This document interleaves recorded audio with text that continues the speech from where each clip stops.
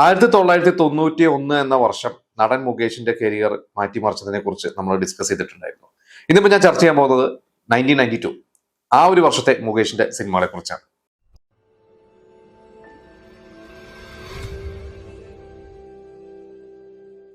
ഇതിൽ ആദ്യത്തെ സിനിമ ആയുഷ്കാലം. ഈ ഒരു സിനിമയിൽ മുകേഷ് മാത്രമല്ല നായകൻ, മുകേഷും അതുപോലെ തന്നെ ജയറാമുമാണ് പ്രധാന നായകന്മാര്. നമുക്കറിയാം, എല്ലാവരും നിങ്ങൾ ആ സിനിമ കണ്ടിട്ടുണ്ട്. വിനു കിരിയത്ത്, രാജൻ കിരിയത്ത് സ്ക്രിപ്റ്റ് എഴുതി കമൽ ഡയറക്ട് ചെയ്ത നല്ല രസമുള്ള സിനിമയാണ്. അതില് ശ്രീനിവാസൻ ഉണ്ട്. ശ്രീനിവാസന്റെ ഒരുപാട് നല്ല നല്ല തമാശകൾ ഉണ്ട് ആ സിനിമയിൽ. സായികുമാർ വില്ലൻ വേഷം ചെയ്തത്. എനിക്ക് തോന്നുന്നു ഈ അടുത്ത് സായികുമാറിന്റെ ഒരു ഇന്റർവ്യൂലാണ് ഞാൻ കണ്ടത്. സായികുമാർ നായകനായിട്ട് 89 റാംജി റാവുലൂടെ വന്നു. അത് കഴിഞ്ഞ് പിന്നെ നായകവേഷമൊക്കെ പലതൊക്കെ ചെയ്തു, കൂട്ടക്കളിയൊക്കെ ചെയ്ത് ആയുഷ്കാലത്തിലാണ് ഒരു വില്ലനായിട്ട് മാറുന്നത് എന്ന് സായികുമാർ പറഞ്ഞു. ഒരു ആദ്യമായിട്ട് ഒരു ശരിക്കും ഒരു വില്ലൻ വേഷം ചെയ്യുന്നത് ആയുഷ്കാലത്തിലാണെന്നൊക്കെ സായികുമാർ പറഞ്ഞിട്ടുണ്ട്.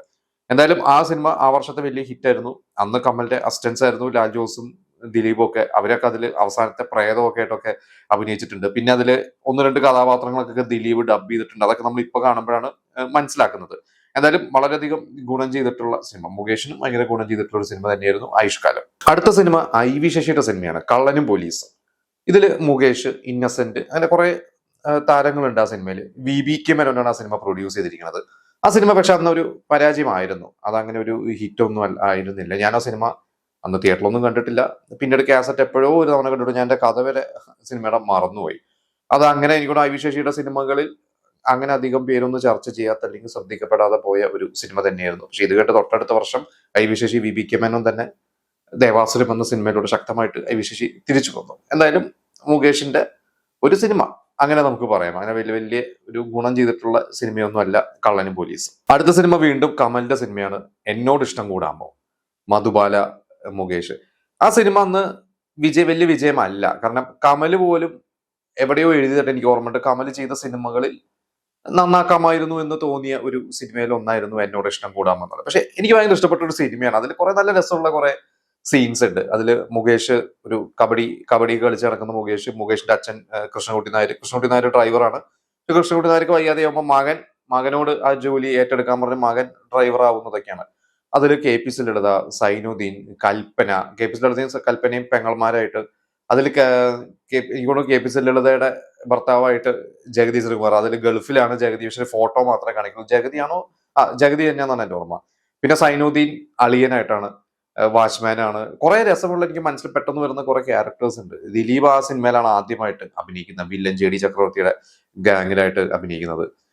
അതിൽ നല്ല ഒരു സിനിമയായിട്ടാണ് എനിക്ക് ഫീൽ ചെയ്തിട്ടുള്ളത്. പണ്ട് TV-യിലൊക്കെ വരുമ്പോൾ ഞാൻ സ്ഥിരമായിട്ട് കണ്ടിരുന്നതാണ്. പക്ഷെ ആ സിനിമ അങ്ങനെ വലിയ വിജയമല്ലാതെയായി പോയ ഒരു സിനിമയാണ്. അല്ലെങ്കിൽ അന്ന് അതൊരു മിക്സഡ് ഒപ്പീനിയൻ ആയിരുന്നു എന്നുള്ളതൊക്കെ പിന്നെയാണ് ഞാൻ അതിനെ കുറിച്ചൊക്കെ പലയിടത്തും വായിച്ചിട്ട് അറിയണത്. നിങ്ങൾ ആരെങ്കിലും ആ സിനിമ അന്ന് തിയേറ്ററിൽ കണ്ടിട്ടുണ്ടെങ്കിൽ നിങ്ങൾ അതിനെ കുറിച്ച് പറയണം. അടുത്ത സിനിമ എല്ലാരും ചൊല്ലണേ, കലാധരൻ ഡയറക്ട് ചെയ്തിട്ടുള്ള സിനിമ. റാഫി മെക്കാട്ടിനാണ് ആ സ്ക്രിപ്റ്റ് ചെയ്തിട്ടുള്ളത്. ഈ ഒരു സിനിമയാണോ മിസ്റ്റർ ആൻഡ് മിസസ് ആണോ എന്ന് എനിക്ക് കൃത്യമായിട്ട് ഓർമ്മയില്ല. ഇതിൽ ഏതോ ഒരു സിനിമയാണ് റാഫി മെക്കാട്ട്. രണ്ടും ആ വർഷമാണ് ഇറങ്ങിയത്. റാഫി മെക്കാട്ടിന്റെ തുടക്കം ഈ രണ്ട് സിനിമകളെന്നാണ്. അതിലും ഈ പറഞ്ഞ നല്ല രസമുള്ള കുറെ സീൻസ് ഒക്കെ ഉണ്ട്. നല്ല രസകരമായിട്ടുള്ള സിനിമയാണ്. അന്നത് കുഴപ്പമില്ലാതെ തിയേറ്ററിൽ ഓടിയ ഒരു സിനിമയാണെന്നാണ് എൻ്റെ ഒരു. എനിക്ക് എത്രത്തോളം അതിന്റെ ബോക്സ് ഓഫീസ് എന്തെങ്കിലും ഭയങ്കര സൂപ്പർ ഹിറ്റ് ഒന്നും അല്ല, പക്ഷെ ഒരു ആവറേജ് പോയിട്ടുള്ള ഒരു സിനിമയാണ്. അത് ഞാൻ ദൂരദർശനിൽ വന്നിട്ടുള്ളതാണ് കണ്ടത്. ദൂരദർശൻ ഞായറാഴ്ച 4 മണിക്ക് വന്നിട്ടാണ് ഞാൻ ആ സിനിമ ആദ്യമായിട്ട് കണ്ടിട്ടുള്ളത്. അടുത്ത സിനിമ കാഴ്ചയ്ക്കപ്പുറം.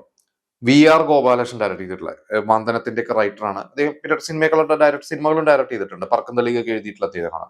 VR ഗോപാലകൃഷ്ണൻ ഡയറക്ട് ചെയ്ത സിനിമയാണ് കാഴ്ചയ്ക്കപ്പുറം. അതും ഇതുപോലെ ഞാൻ TV-യിൽ വന്നിട്ട് കണ്ടിട്ടാണ്, കാസറ്റ് എടുത്തിട്ടാണ് അതേ സിനിമ കണ്ടിട്ടുള്ളത്. അതിൽ കുറെ രസകരമായിട്ടുള്ള കുറെ സീൻസ് ഒക്കെ ഉണ്ട്. അതിൽ മുകേഷ് എന്തോ ഒരു മർഡറിനോ എന്തിനോ സാക്ഷിയാവണതും മുകേഷിന്റെ പ്രൊട്ടക്ഷന് വേണ്ടിയിട്ട് 2 പോലീസുകാർ സ്ഥിരമായിട്ട് ഇന്നസെന്റും ജഗതി വരുന്നതും, അങ്ങനെ കുറെ രസമുള്ള സീൻസ് ഒക്കെ ഉണ്ട്. അവസാനം എന്താ പറയുക, കുറച്ച് സീരിയസ് മൂഡിലേക്കൊക്കെ അവസാനമൊക്കെ പോയിട്ടുണ്ട് സിനിമ. എത്രത്തോളം അതിന്റെ ഒരു ബോക്സ് ഓഫീസ് സ്റ്റാറ്റസ് എനിക്കറിയില്ല. പക്ഷെ ഭയങ്കര രസമുള്ള ഒരു സിനിമയാണ്. അതിൽ മുകേഷിന്റെ കൂടെ നടക്കുന്ന ക്യാരക്ടേഴ്സ് ബോബി കൊട്ടാരക്കര, ഗണേഷ് കുമാർ, മോണീഷ അതില് മുകേഷിന്റെ പെങ്ങളായിട്ട്, ഒടിയിൽ ഉണ്ണികൃഷ്ണൻ അച്ഛനായിട്ട്, ഇങ്ങനെയൊക്കെ ഒരു ഓർമ്മയുണ്ട്. ഇപ്പൊ കുറച്ചായി സിനിമ കണ്ടിട്ട്. പക്ഷെ നമുക്ക് പലപ്പോഴും അതിന്റെ സീൻസ് ഒക്കെ എപ്പോഴും രസകരമായിട്ടിരുന്ന് കാണാൻ പറ്റിയ അങ്ങനത്തെ ഒരു സിനിമ തന്നെയാണ് കാഴ്ചയ്ക്കപ്പുറം. അടുത്ത സിനിമ മക്കൾ മഹാത്മ്യം. സിദ്ദിഖ് ലാലിന്റെ കഥ. സിദ്ദിഖ് ലാലിന്റെ ഒക്കെ അസിസ്റ്റന്റ് ആയിരുന്ന പോൾസൺ ഡയറക്ട് ചെയ്തിട്ടുള്ള സിനിമയാണ്. അതും നല്ല രസമുള്ള സിനിമയാണ്, നിങ്ങൾ പലരും കണ്ടിട്ടുണ്ടാവും. അതും ഇതുപോലെ ഞാൻ ദൂരദർശനിൽ വന്നിട്ടാണ് ഒരു ദിവസം ഞായറാഴ്ച കാണാൻ ആദ്യമായിട്ട് കാണാം. പിന്നെ ഇടയ്ക്ക് ടി വിയിൽ വന്നപ്പോഴും ഇപ്പൊ കുറേയായി കണ്ടിട്ട്. അതിൽ മുകേഷും സായ്കുമാറും ഇന്നസെന്റിന്റെ മക്കളായിട്ട്, ഇന്നസെന്റ് ഉണ്ട് ഭാര്യമാര്, അല്ല മുകേഷും സായ്കുമാറുമാണ് മക്കളായിട്ട്. എനിക്ക് തോന്നുന്നു റാംജിറാവിന് ശേഷം അവർ രണ്ടുപേരും ഒരു ഈക്വൽ എന്നുള്ള രീതിയിൽ അവർ അഭിനയിച്ചിട്ടുള്ള ഒരു സിനിമയാണ്. അതിൽ ഭയങ്കര രസകരമായിട്ടുള്ള ക്യാരക്ടറാണ് ജഗദീഷ്. ജഗദീഷ് ഒരു ഓട്ടോ ഡ്രൈവർ. അതിലാണ് ജഗദീഷിന്റെ ഈ പാവം പൊയ്ക്കോട്ടെ എന്ന ഓട്ടോന്റെ പുറകിലേക്ക് എഴുതി വെക്കുന്നത്. അത് അന്നൊരു ട്രെൻഡ് പോലെയായിരുന്നു. പലരും അതിനെ പലപ്പോഴും ഓട്ടോ ഡ്രൈവർമാരുടെ പുറകിലൊക്കെ അത് എഴുതിയിരുന്നു എന്നൊക്കെ അന്ന് ഞാൻ കേട്ടിട്ടുണ്ട്. എന്തായാലും നല്ലൊരു രസമുള്ളൊരു കഥയായിരുന്നു. അതൊരു പക്ഷെ സിദ്ദിഖ് ലാലൊക്കെ ചെയ്തിരുന്നെങ്കിൽ ചിലപ്പോ അത് വേറൊരു ലെവൽ. അത് അന്നത്തെ ലോ ബഡ്ജറ്റിൽ ഒതുങ്ങിപ്പോയ അല്ലെങ്കിൽ അങ്ങനെ പോകുന്ന ഒരു സിനിമയായിരുന്നു. മോശമായിട്ടും അന്ന് അത്യാവശ്യം ബോക്സ് ഓഫീസിലും കളക്ട് ചെയ്തിട്ടുള്ള ഒരു സിനിമയായിരുന്നു. ആ വർഷത്തെ മോശമല്ലാതെ പോയ ഈ ലോ ബഡ്ജറ്റ് സിനിമകളിൽ തട്ടുകേടില്ലാതെ ലാഭം കിട്ടിയ ഒരു സിനിമ തന്നെയായിരുന്നു മക്കൾ മഹാത്മ്യം. അടുത്ത സിനിമ 1992 ഓണം സീസണിൽ ഇറങ്ങിയ സിനിമയാണ് പൂച്ചയ്ക്കാര് മണി കിട്ടും. തുളസിദാസ് ഡയറക്ട് ചെയ്തിട്ടുള്ള, വിനു കിരിയത്ത്, രാജൻ കിരിയത്ത് എഴുതിയിട്ടുള്ള അതിഗംഭീര സിനിമയാണ്. എനിക്ക് ഭയങ്കര ഇഷ്ടപ്പെട്ട സിനിമയാണ്. മുകേഷിനോടൊപ്പം തന്നെ സിദ്ദിഖും കുറെ സ്റ്റാർ കാസ്റ്റ് ഉണ്ട് ആ സിനിമയിൽ. ജനാർദ്ദനൻ, സുനിത, ലക്ഷ്മിയാണ് അതിൽ അമ്മുമ്മയായിട്ട് അഭിനയിച്ചിരിക്കുന്നത്. പിന്നെ സൈനുദ്ദീൻ ഉണ്ട്. നല്ല രസമുള്ള സിനിമയാണ്. നെടുമുടി വേണു അതിലൊരു സ്വാമിയുടെ ക്യാരക്ടർ, അമ്മാവനാണ്, ചെറിയച്ഛനോ അമ്മാവന്റെ ക്യാരക്ടർ. നമ്മൾ പറയില്ല ഈ ആൾമാറാട്ടം എന്നൊക്കെ പറഞ്ഞാൽ അതിന്റെ ഒരു തുടക്കം കുറിച്ച സിനിമകൾ ഒരു സിനിമ തന്നെയായിരുന്നു പൂച്ചയ്ക്കാര് മണികെട്ടും. നിങ്ങൾ പലവരും കണ്ടിട്ടുണ്ടോ? ഞാൻ ആ സിനിമ ഇതേപോലെ ദൂരദർശനിൽ വന്നിട്ട് 92 സിനിമ ഇറങ്ങിയത്.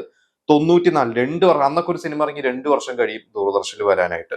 അന്ന് ദൂരദർശനിൽ വന്നിട്ട് ഒരു ഞായറാഴ്ചയാണ് ഞാൻ ആ ഒരു സിനിമ കണ്ടിട്ടുള്ളത്. എനിക്കത് നല്ല ഓർമ്മയുണ്ട്, ഇപ്പോഴും കണ്ടിട്ടില്ല. പിന്നീട് പലപ്പോഴും ടി വിയിൽ, ഇപ്പോഴും യൂട്യൂബിൽ അതിലെ പല കോമഡി സീൻസ്, പ്രത്യേകിച്ച് അതിലൊരു പൊടിയൊക്കെ കലക്കിയിട്ട് വശീകരിക്കാൻ വേണ്ടി പൊടി കലക്കിയതും ആ പൊടി തെറ്റിയിട്ട് മാളാരവിന്ദൻ കുടിക്കുന്നതും, മാളാരവിന്ദനും കൽപ്പനയായിട്ടുള്ള സീക്വൻസ് ആണ്. അതൊക്കെ എപ്പോഴും നല്ല ഓർമ്മയാണ്. നിങ്ങൾ പലവരും കണ്ടിട്ടുണ്ടാവും. നിങ്ങളുടെ ഓർമ്മകൾ നിങ്ങളത് ആ സിനിമയെ കുറിച്ചുള്ളത് ഷെയർ ചെയ്യുക. അടുത്തത് സുരേഷ് ബാബുവിന്റെ സിനിമയാണ്. ടി എസ് സുരേഷ് ബാബു, കോട്ടയം കുഞ്ഞച്ചനൊക്കെ ഡയറക്ട് ചെയ്തിട്ടുള്ള, ഡെന്നിസ് ജോസഫ് എഴുതിയ സിനിമയാണ്. എനിക്കൊന്ന് ഡെന്നിസ് ജോസഫിന്റെ സിനിമകളിൽ അധികം ചർച്ച ചെയ്യാത്ത ഒരു സിനിമയാണ്. ഒരുപക്ഷെ അങ്ങനെ വലിയൊരു വിജയമായി പോവാത്തതുകൊണ്ടായിരിക്കാം മാന്യന്മാർ എന്ന സിനിമ എനിക്ക് ഭയങ്കര ഇഷ്ടപ്പെട്ട സിനിമയാണ്. അന്ന് ആ സിനിമ തൃശ്ശൂര് രാഗം തിയേറ്ററിൽ ഇറങ്ങിയപ്പോ അന്ന് എനിക്ക് കാണണമെന്നൊക്കെ ആഗ്രഹമുണ്ടെന്ന്. പക്ഷെ അന്നൊന്നും എല്ലാ സിനിമയും നമുക്ക് എന്റെ വീട്ടിൽ നിന്ന് കൊണ്ടുപോകുന്നതല്ല. പക്ഷെ പിന്നീട് കാസറ്റ് ഇറങ്ങിയ ശേഷം ഞാൻ തേടി പിടിച്ച ആ സിനിമ അന്ന് കിട്ടി, കണ്ടിട്ടുണ്ട്. എനിക്ക് ഭയങ്കര ഇഷ്ടപ്പെട്ട സിനിമയാണ്. ഇപ്പോഴും കാണാറുണ്ട്.